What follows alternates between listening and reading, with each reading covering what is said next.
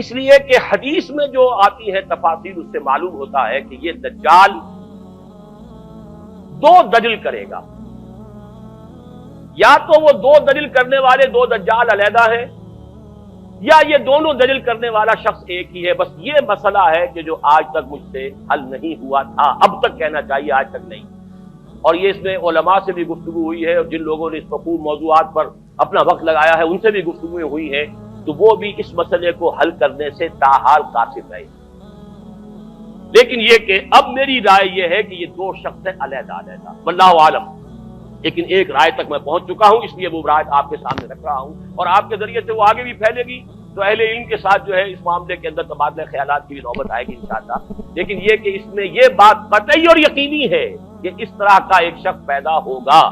البتہ یہ کہ آیا وہ دو ہوں گے دو مختلف اوقات میں، یا ایک ہی ہوگا ایک ہی وقت میں، صرف اس میں اختلاف ہے۔ میرے نزدیک وہ دو ہوں گے، ایک وہ شخص جو جھوٹا مسیح ہونے کا دعویٰ کرے، المسیح الدجال،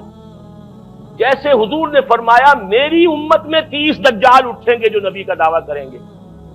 جن میں سے 5-6 تو حضور کے اپنے زمانے میں اور آپ سے متصل اٹھ پڑے ہوئے تھے، بعد میں محمد علی باب ہو، بہاء اللہ ہو، قادیانی اور نہ معلوم کہاں کہاں کون کون اٹھے ہوں گے، واللہ عالم۔ کسی طریقے سے ایک شخص مسیح ہونے کا دعویٰ کر کے کھڑا ہوگا، یہودی ہوگا، یہ ہے اصل میں وہ شے۔ اور اس میں جو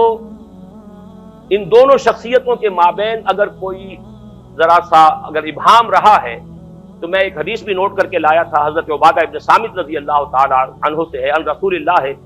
انی حدثتکم عن الدجال حتی خشیت اللہ تعقلوا، میں نے تمہیں دجال کے بارے میں بہت سی باتیں بتائی ہیں تو مجھے یہ گمان ہوا کہ شاید تم اسے سمجھ نہ پاؤ۔ یہ اندیشہ خود حضور صلی اللہ علیہ وسلم کو ہوا ہے، اور یہ سنن ابی داؤد کی روایت ہے۔ بہرحال میں جو کچھ عرض کر رہا ہوں کہ میں اس رائے تک پہنچا ہوں کہ یہ دو علیحدہ شخصیتیں ہیں۔ ایک تو یہ ہے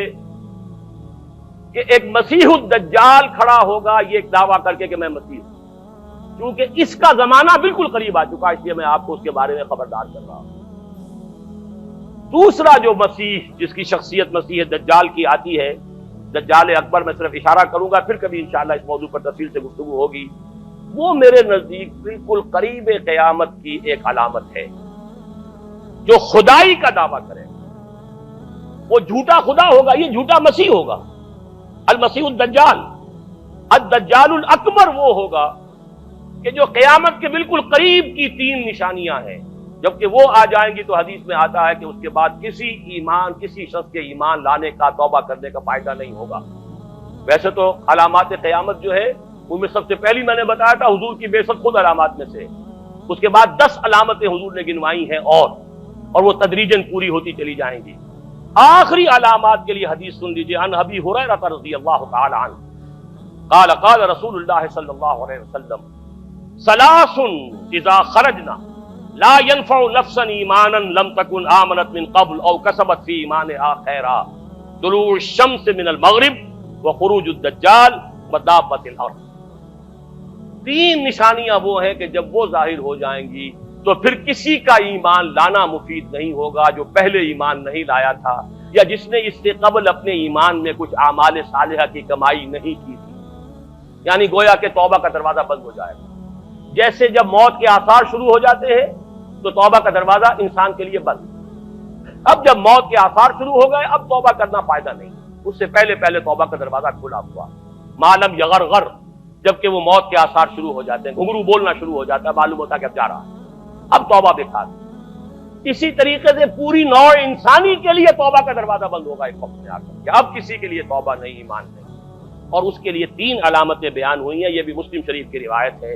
آپ نے فرمایا 3 چیزیں وہ ہیں کہ جب وہ ظاہر ہو گئیں تو پھر کسی کا ایمان لانا جو اس سے پہلے ایمان نہیں لایا تھا، اور اپنے ایمان میں اس نے کچھ اعمال صالحہ کی کمائی نہیں کی تھی، اب قتل مفید نہیں ہوگا اس کے لیے ایمان لانا۔ وہ 3 نشانیاں ہیں، طلوع الشمس من المغرب، سورج مغرب سے طلوع ہوگا، نظام شمسی میں کوئی اختلال ایسا ہوگا کہ جس سے سورج بجائے مغرب سے نکلے گا، وہ خروج الدجال ودابۃ الارض، ایک زمین سے کوئی چوپایا برآمد ہوگا، بعض احادیث میں آتا ہے کہ مروہ کے قریب سے وہ برآمد ہوگا جو گفتگو کرے گا انسانوں سے، یہ بالکل خرق عادت، یعنی وہ چیزیں کہ جن کا کوئی تعلق اب اسباب جو ہے دنیا کے ان سے کوئی تعلق نہیں ہے، کوئی فزیکل لا سے تعلق نہیں ہے، وہ بالکل معجزے ہوں گے، خرق عادت ہوگا۔